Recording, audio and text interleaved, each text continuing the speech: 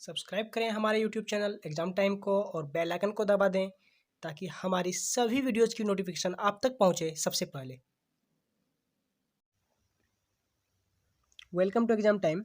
आज 18 अप्रैल 2020 है और आज की वीडियो में हम 18 अप्रैल 2020 के करंट अफेयर्स का अभ्यास करेंगे। तो चलिए वीडियो को शुरू करते हैं।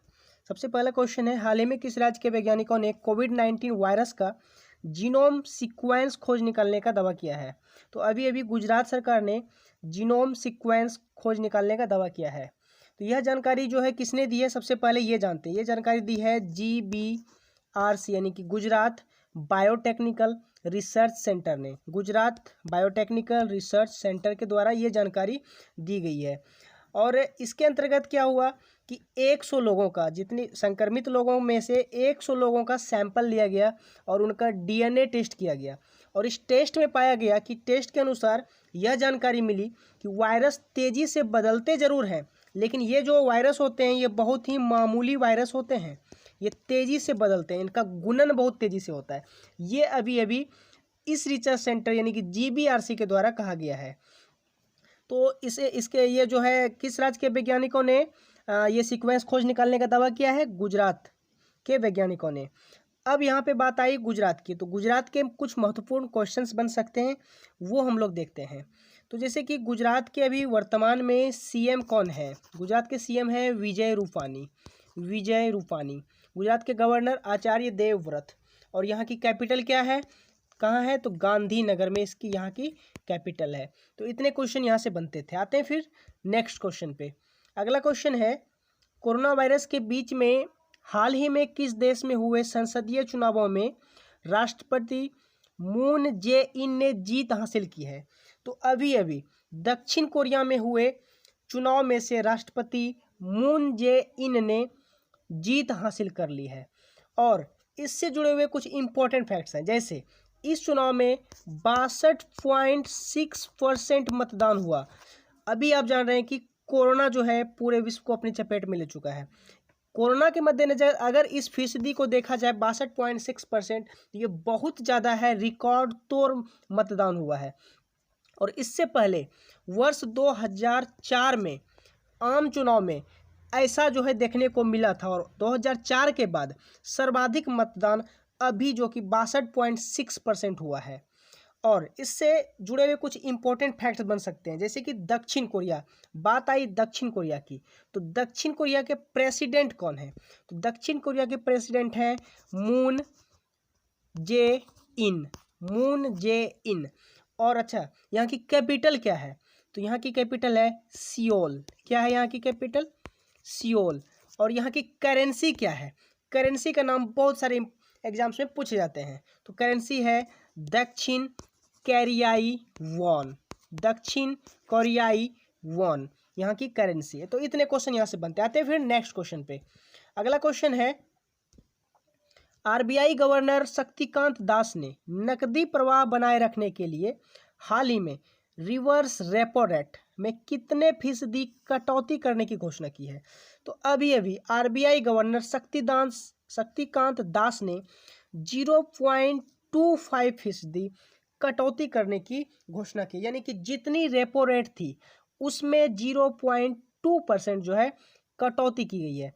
तो इससे पहले रिवर्स रेपो रेट 4% था, आपको याद रखना है, 4% था रिवर्स रेपो रेट। और इसमें अब इसे घटाकर 3.75 कर दिया गया है, यानी कि इन दोनों के बीच का अगर अंतर देखा जाए तो अंतर 0.25 निकलता है। तो रिवर्स रेपो रेट में कितने फीसदी कटौती की गई है? तो कटौती हो जाएगी 0.25। अगर पूछा जाएगा घटाकर कितना कर दिया गया है, तो घटाकर कर दिया गया है 3.75। दोनों में थोड़ा सा अंतर है, आप इसमें कंफ्यूज नहीं होइएगा। अगर घटाकर पूछेगा तो 3.75 और अगर कटौती पूछी जाएगी तो 0.25। इसके बाद आते हैं हम लोग इससे जुड़े हुए कुछ इंपॉर्टेंट फैक्ट्स पे, जैसे रेपो रेट जो है, ये तो रिवर्स रेपो रेट की बात थी, तो रेपो रेट का क्या हालचाल है? तो रेपो रेट अभी भी बरकरार है। रेपो रेट में किसी प्रकार का कोई परिवर्तन नहीं किया गया है। और IMF के द्वारा यानी कि इंटरनेशनल मनी फंड के द्वारा भारत की विकास दर जो होगी इस मंदी में भी 1.9% रहेगी, इस मंदी में भी 1.9%। और वर्तमान में जो है अभी चाइना की जो है विकास दर क्या है, तो 1.2%। ये भी आपको याद रखना है। रेपो रेट क्या होता है, थोड़ा सा इस पे चर्चा करते हैं। रेपो रेट क्या होता है, तो रेपो रेट क्या होता है कि आरबीआई जिस दर पर बैंकों को कर्ज देती है वो कहलाती है रेपो रेट। ठीक है, इसके बाद हम लोग इसमें देखें एक वर्ड आरबीआई। आरबीआई क्या है, तो आरबीआई यानी कि reserve bank of India. Reserve bank of India, इसकी स्थापना कब हुई है, तो इसकी स्थापना हुई है 1 अप्रैल 1935 को, यानी 1 अप्रैल 1935 को। इसका मुख्यालय कहाँ है, मुंबई। इसका मुख्यालय कहाँ है, मुंबई में। तो इतने क्वेश्चन, इंपॉर्टेंट क्वेश्चन यहाँ से बन सकते थे। इसके बाद हम लोग आगे बढ़ते हैं। अगला क्वेश्चन है, हाल ही में किस शहर में स्थित inter university centre for astronomy and astrophysics के एक वैज्ञानिक युगल ने प्राइमोर्डियल ब्लैक होल का अध्ययन किया है, जो ब्रह्मांड के गतिज ऊर्जा स्तरों में एक छोटे से टकराव के परिणाम स्वरूप पैदा हुए थे। तो अभी अभी जो है एक ब्लैक होल का अध्ययन किया गया है। तो अभी कहाँ की सेंटर ने जो है ये अध्ययन किया है, तो अभी अभी पुणे में स्थित inter university centre for astronomy and astrophysics के वैज्ञानिक ने अभी अभी ये अध्ययन किया है। अच्छा, इससे जुड़े हुए आपको बहुत सारी जानकारी मिल सकती है, तो इस पे आते हैं आखिर ये है क्या। तो प्राइमोर्डियल ब्लैक होल, जिसका नाम अभी अभी आपने सुना, वो हॉट बिग बैंग के चरण के दौरान उत्पन्न हुए थे, ये आपको याद रखना है। और प्राइमोर्डियल ब्लैक होल जो है ये 3000 किलोमीटर के क्षेत्र में विस्तृत हो सकते हैं। इसकी एक खूबी है, ये जो ब्लैक होल का नाम आप सुन रहे हैं प्राइमोर्डियल ब्लैक होल, इसकी एक खूबी है कि ये 3000 किलोमीटर तक जो है विस्तृत हो सकते हैं, फैल सकते हैं। लेकिन अगर इसकी सिकुड़न की बात की जाए तो इसका सिकुड़न बहुत ज़्यादा छोटा होता है, बहुत ज़्यादा, मतलब एक न्यूक्लियस के बराबर, एक नाभिक के बराबर ये सिकुड़ सकता है। और 3000 किलोमीटर तक ये ब्लैक होल फैल सकता है। अब यहाँ पे बात आई पुणे की, तो अभी पुणे शहर में ऐसा हुआ है। तो पुणे जो है महाराष्ट्र का एक शहर है, आपको याद रखना है, पुणे महाराष्ट्र का एक शहर है। और महाराष्ट्र की बात आई तो महाराष्ट्र के बारे में जानते हैं। अभी वर्तमान में महाराष्ट्र के सीएम कौन है, उद्धव ठाकरे। कौन है, उद्धव ठाकरे। गवर्नर कौन है, भगत सिंह कोश्यारी। तो इतने क्वेश्चन यहाँ से बनते हैं। आते हैं नेक्स्ट क्वेश्चन पे। अगला क्वेश्चन है, credit rating agency care ratings ने अजय महाजन को आगामी कितने वर्षों के लिए कंपनी का नया प्रबंध निदेशक और मुख्य कार्यकारी अधिकारी नियुक्त किया है, तो इसका सही जवाब है 5 साल के लिए। तो अभी अभी क्रेडिट रेटिंग एजेंसी जो कि क्रेडिट शो करती है, उसने केयर रेटिंग्स ने अजय महाजन को अभी अभी 5 साल के लिए जो है नया प्रबंध निदेशक और मुख्य कार्यकारी अधिकारी नियुक्त कर दिया है। अब हम जानते हैं अजय महाजन के बारे में।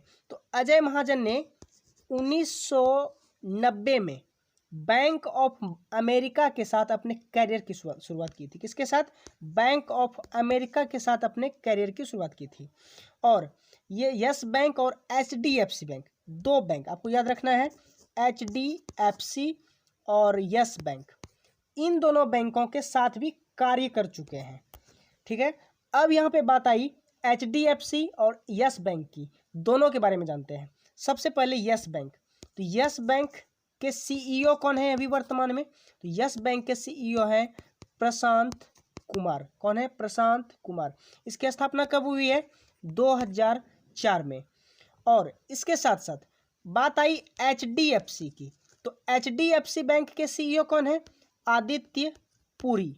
कौन है, आदित्य पुरी। तो इतने क्वेश्चन यहाँ से बन सकते थे। इसके बाद आते हैं नेक्स्ट क्वेश्चन पे। अगला क्वेश्चन है, विश्व हीमोफीलिया दिवस निम्न में से किस दिन मनाया जाता है। तो विश्व हीमोफीलिया दिवस अभी 17 अप्रैल को मनाया गया है। तो 17 अप्रैल को ही विश्व हीमोफीलिया दिवस मनाया जाता है। अब यहाँ पे जितने भी दिवस हैं उसकी थीम बहुत इंपॉर्टेंट होती है, आपको थीम याद रखना है। तो विश्व हीमोफीलिया दिवस 2020 की थीम आपको याद रखना है। तो 2020 की थीम थी गेट इन्वॉल्व, गेट इन्वॉल्व। तो ये थी 2020 की थीम। और भारत में इससे बहुत कम लोग ग्रसित हैं और जागरूकता की आवश्यकता है। इसी कारण से जो है हम लोग क्या मनाते हैं, विश्व हीमोफीलिया दिवस मनाते हैं, ताकि लोग क्या हो सके, जागरूक हो सके। हीमोफीलिया क्या होता है कि खून बहने वाले विकारों से संबंधित एक बीमारी होती है और इसी से संबंधित लोगों को जागरूक करने के लिए विश्व हीमोफीलिया दिवस मनाया जाता है। और इससे जुड़ी हुई एक और बात आपको याद रखनी है कि यह जो हीमोफीलिया है ये एक आनुवांशिक बीमारी है, यानी पीढ़ी दर पीढ़ी ये संचारित होती रहती है, जो बच्चों में उनके माता पिता से पहुंचती है। तो ये एक आनुवांशिक बीमारी है। हीमोफीलिया जो है 2 वर्गों में बटा होता है, आपको याद रखना है, haemophilia A and haemophilia B. तो 2 तरह के हीमोफीलिया हुआ करते हैं। तो इतने क्वेश्चन यहाँ से बनते हैं। आते हैं फिर नेक्स्ट क्वेश्चन पे। अगला क्वेश्चन है, कृषि मंत्रालय ने अच्छे मानसून की उम्मीदों के बल पर फसल वर्ष 2020-21 में देश में खाद्यान्नों का कुल उत्पादन 65.5 लाख टन बढ़ाकर कितने करोड़ टन करने का लक्ष्य तय किया है। यानी कि कुछ लाख टन से बढ़ाकर कुछ करोड़ टन करने का लक्ष्य किया है अभी कृषि मंत्रालय ने। तो कितना किया है, तो 29.83 करोड़ टन, तो इतने किए गए हैं। अब यहाँ पे इससे जुड़ी हुई कुछ जानकारी, तो कृषि मंत्रालय ने फरवरी में जारी दूसरे अग्रिम अनुमान के अनुसार, ये जो अनुमान है ये फरवरी में जारी किया गया था और इसके अनुसार 2019-20 में देश के खाद्यान्न का उत्पादन 29.19 करोड़ टन रह सकता है। कितना, 29.19 करोड़ टन। अब यहाँ बात आई कृषि मंत्रालय की। तो कृषि मंत्रालय की स्थापना कब हुई है, तो ये तो जब से हमारा देश आज़ाद हुआ है तब से ही जो है ये चल रहा है। तो कृषि मंत्रालय का स्थापना 1947 में ही हो गई थी और इसका मुख्यालय कहाँ है, नई दिल्ली में। कहाँ है, नई दिल्ली में। इसके बाद आते हैं हम लोग नेक्स्ट क्वेश्चन पे। अगला क्वेश्चन है, किस संस्था के मुताबिक कोरोना वायरस महामारी के कारण इस साल एशिया की आर्थिक वृद्धि दर 0 रह सकती है। तो इसका सही जवाब है ऑप्शन सी, यानी इंटरनेशनल मनी फंड IMF के अनुसार। तो IMF ने अभी क्या कहा है, IMF के अनुसार अमेरिका और यूरोप में जो है क्रमशः यानी कि 6%, यानी कि अमेरिका में 6% और यूरोप में 6.6% की गिरावट का अनुमान है। ये गिरावट हो जाएगी वृद्धि दर में। तो कितना कितना, अमेरिका में 6%, यूरोप 6.6% की गिरावट का अनुमान है। और इसके साथ साथ आपको याद रखना है कि चीन की वृद्धि दर इस बार अभी 1.2% रहने की आशंका है, 1.2%, जबकि भारत की वृद्धि दर 1.9%। यानी कि अगर देखा जाए कोरोना वायरस की जो महामंदी है इसके कारण भारत को चीन से कम नुकसान हो रहा है, ऐसा IMF ने कहा है, इंटरनेशनल मनी फंड ने। अब बात आई इंटरनेशनल मनी फंड की, तो इसके बारे में जानते हैं। तो IMF की स्थापना कब हुई है, 27 दिसंबर 1945 को। 27 दिसंबर 1945 को। मुख्यालय कहाँ है, वाशिंगटन DC में। कहाँ है, वाशिंगटन DC में। आते हैं फिर नेक्स्ट क्वेश्चन पे। अगला क्वेश्चन है, भारतीय क्रिकेट टीम के किस खिलाड़ी को दुबई स्थित क्रिकेट अकादमी क्रिक किंगडम का ब्रांड दूत नियुक्त किया गया है। इसका सही जवाब है रोहित शर्मा। तो दुबई में स्थित है क्रिकेट अकादमी क्रिक किंगडम और इसी का अभी रोहित शर्मा को ब्रांड दूत नियुक्त कर दिया गया है। तो अब बात है यहाँ पर कि ये क्या है, ये अकादमी क्या है। तो यह अकादमी कोविड-19 का प्रकोप कम होने के बाद अपने ऑनलाइन प्लेटफॉर्म के जरिए क्रिकेटरों को कोचिंग की सुविधा प्रदान करेगी। किसको, क्रिकेटरों को ऑनलाइन कोचिंग का सुविधा प्रदान करेगी। कौन, अकादमी क्रिक किंगडम। और रोहित शर्मा का नाम अकादमी के निदेशक के रूप में भी प्रस्तावित किया है। ये भी आपको याद रखना है कि अकादमी के निर्देशक के रूप में रोहित शर्मा का नाम जो है प्रस्तावित किया गया है। और अब जो कोचिंग होगी क्रिकेटरों की वो ऑनलाइन की जाएगी कोविड-19 का प्रकोप कम होने के बाद। किनके द्वारा? क्रिक किंगडम के द्वारा। तो इतने क्वेश्चन यहाँ से बनते थे। आते हैं फिर नेक्स्ट क्वेश्चन पे। अगला क्वेश्चन है अंतर्राष्ट्रीय मुद्रा कोष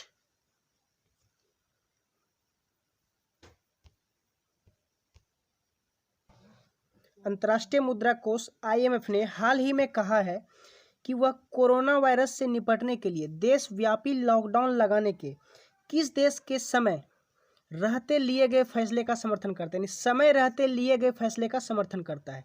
तो अभी IMF ने भारत के फैसले का वेलकम किया है, भारत के फैसले का समर्थन किया है कि आपने समय रहते हुए लॉकडाउन का उचित निर्णय लिया है। तो अब बात आई यहाँ पर IMF की, इंटरनेशनल मनी फंड की। तो IMF से जुड़े हुए कुछ क्वेश्चन हैं, जैसे IMF की स्थापना कब हुई है? तो 27 दिसंबर 1945 को, 27 दिसंबर 1945 को स्थापना हुई है। मुख्यालय कहाँ है? वाशिंगटन DC में। और IMF के अनुसार अभी अभी भारत की वृद्धि दर 1.9% रहने की संभावना बताई गई है। तो ये बहुत बार आ चुका है, आपको अभी तक याद भी हो गए होंगे। उसके बाद आते हैं हम लोग नेक्स्ट क्वेश्चन पे। अगला क्वेश्चन है एशियाई मुक्केबाजी चैंपियनशिप 2020 की मेजबानी कौन सा देश करेगा? तो अभी अभी भारत जो है एशियाई मुक्केबाजी चैंपियनशिप 2020 की मेजबानी करेगा। इसके बाद आते हैं हम लोग नेक्स्ट क्वेश्चन पे। अगला क्वेश्चन है हाल ही में किस देश के नागर विमानन मंत्रालय ने कोविड-19 के कारण हुए राष्ट्रव्यापी लॉकडाउन के मद्देनजर सबसे दूरस्थ स्थानों पर आवश्यक सेवाओं को सुनिश्चित करने के लिए ऑपरेशन लाइफ लाइन यानी कि उड़ान लॉन्च किया है? तो अभी अभी भारत सरकार ने ऑपरेशन लाइफ लाइन उड़ान लॉन्च किया है। यह क्यों किया गया है? तो कोविड-19 महामारी के कारण जो राष्ट्रव्यापी लॉकडाउन है इसके मद्देनजर जो दूरस्थ स्थान जहाँ पर कि सामग्री पहुँचाने में बहुत परेशानी होती है वहाँ पर सामग्री पहुँचाने के लिए जो है विमानन मंत्रालय द्वारा ऑपरेशन लाइफलाइन यानी कि उड़ान लॉन्च किया है। तो जहाँ पर भी सामग्री नहीं पहुँचती है वहाँ पर विमानन मंत्रालय द्वारा सामग्री पहुँचाई जाएगी। तो अभी अभी भारत सरकार ने ये लॉन्च किया है। तो इसके बाद आते हैं हम लोग फिर आज के प्रश्न पर। आज का प्रश्न, हाल ही में भारतीय रेल परिवहन दिवस कब मनाया गया है? हाल ही में भारतीय रेल परिवहन दिवस कब मनाया गया है? इसका जवाब आपको हमारे कमेंट बॉक्स में देना है। तो आज का ये वीडियो आपको कैसा लगा आप हमारे कमेंट बॉक्स में लिखें, अपना सुझाव दें। वीडियो में अगर कुछ इम्प्रूवमेंट की ज़रूरत है वो भी आप हमें सुझाव दे सकते हैं। तो मैं कोशिश करूँगा कि समय के अनुसार वीडियो में कुछ इम्प्रूवमेंट हो, क्योंकि चैनल नया है, इम्प्रूवमेंट में थोड़ा समय लगता ही है। तो आपको ये वीडियो कैसा लगा आप हमारे कमेंट बॉक्स में लिखें। अगर वीडियो अच्छा लगता है तो लाइक करें, कमेंट करें, सब्सक्राइब करें और अपने दोस्तों के साथ शेयर भी करें। तो मिलते हैं फिर अगली वीडियो के साथ अगले डे। तब तक के लिए जय हिंद, जय भारत।